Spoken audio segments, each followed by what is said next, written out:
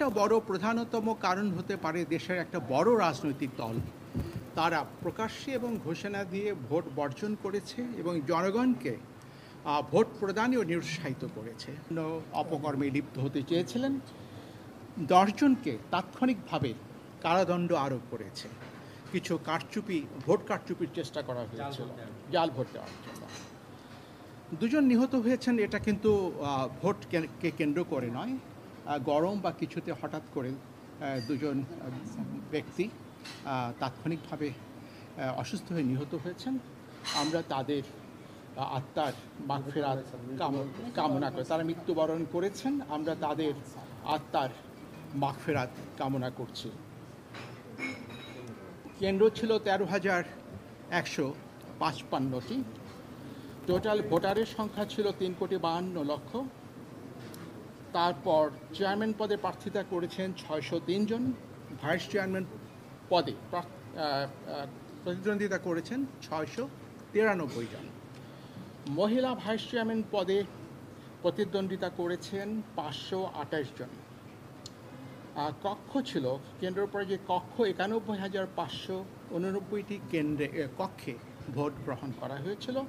মোটামুটি এটাই ছিল আমার তরফ থেকে আপনাদেরকে প্রদান করার মতো তথ্য আজকের নির্বাচন প্রসঙ্গে।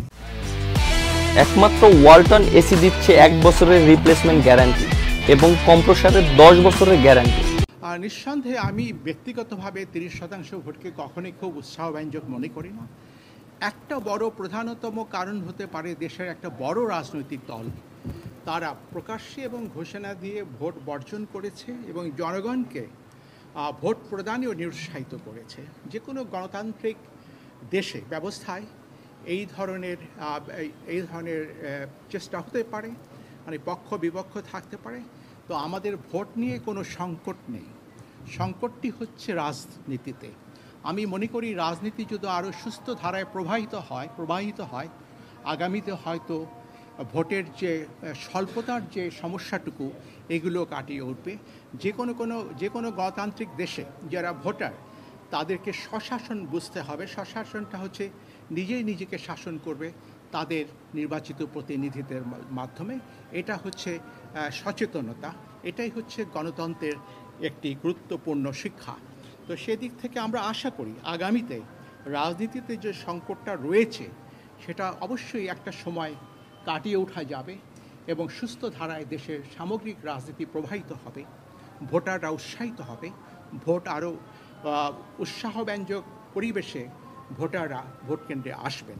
জি, একটা এই তথ্য আমাদের কাছে নাই। আপনারা সুস্পষ্টভাবে লিখিতভাবে কোন কেন্দ্রে কি পুলিশ বাধা দিয়েছেন আর ডিসি সাহেব বাধা দিয়েছে, আমি বলছি এটা বাধা দেবেন। বাংলাদেশ একটা বিস্তৃত জমিন, আপনাদেরকে বলেছি কতটি কেন্দ্রে ভোট হচ্ছে, কতটি কক্ষে ভোট হচ্ছে। কোথাও এই ধরনের ঘটনা ঘটতে পারে। আমরা সবসময়, আমি ব্যক্তিগতভাবে আমার সহকর্মীরা, আমরা স্বচ্ছতায় বিশ্বাস করি, ভিজিবিলিটিতে বিশ্বাস করি। আপনারা যতদূর সম্ভব যে কোনো তথ্য যেটা জনগণের কাছে উপস্থাপন করার মতো সাহস করে সেই তথ্যগুলো সংগ্রহ করবেন। আমাদের সাপোর্ট আপনাদের প্রতি থাকবে।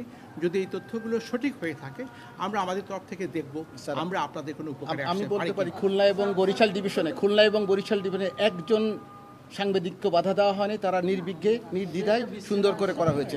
কমিশন থেকে নির্দেশ হয়নি। শোনেন, এটা বিভিন্ন মুন্সিগঞ্জেরটা আপনার তানিয়াকে বাধা দেওয়া হয়েছিল, সাথে সাথে এটা ইনফরমেশন আসার সাথে ডিসি সাহেবের সাথে আমি কথা বলেছি এবং সাথে সাথেই তানিয়াকে ঢুকতে দেওয়া হয়েছে। এই ধরনের 2-4টা আমি শেষ করে দিচ্ছি। এটাও কিন্তু তাদের নিরাপত্তার জন্য আমরা আইন পাস করেছি, এটাও কিন্তু 2-4টা বিচ্ছিন্ন ঘটনা ঘটে থাকতে পারে, ওই জন্য আমরা দুঃখিত। কিন্তু মনে রাখবেন আমাদের সাপোর্ট আপনাদের প্রতি, মিডিয়ার প্রতি থাকবে। আমরা আপনাদের যে নিরাপত্তার জন্য আইনেও বিধান করেছি যাতে আপনারা স্বাধীনভাবে দায়িত্ব পালন করতে পারেন। ধন্যবাদ।